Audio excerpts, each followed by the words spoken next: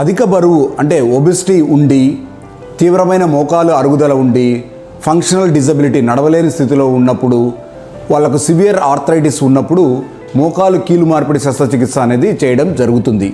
అయితే ఈ ఒబెసిటీ అనేది అడ్డంక్య మోకాలు కీలు మార్పిడి అనేది చాలామందికి సందేహం ఉంటుంది. అయితే it is easy to say that మీరు వెయిట్ రిడక్షన్ కాండి అప్పుడు సర్జరీ చేయించుకోవచ్చు అని చెప్పడం చాలా easy. But it is very difficult practically to reduce the weight for that particular patient because వాళ్ళు నడవలేని స్థితిలో ఉంటారు. సో కాబట్టి బాడీ మెటబాలిజంలో వెయిట్ రిడక్షన్ అనేది చాలా కష్టం. సో అప్పుడు ఇలాంటి వాళ్ళకు మంచి సక్సెస్ఫుల్ నీ రీప్లేస్మెంట్ చేసినామంటేను దాని తర్వాత కూడా చాలామంది బరువు తగ్గిన వాళ్ళను కూడా చూసినాం. ఎందుకు? వాళ్ళ యాక్టివిటీ లెవెల్ కూడా అప్పుడు చాలా బాగుంటుంది. అయితే ఇలా ఈ ఒబెసిటీ ఉన్న వాళ్ళకు మోకాలు కీలు మార్పిడి చేసేటప్పుడు కొన్ని ప్రత్యేక శ్రద్ధలు వహించాల్సింది వస్తుంది.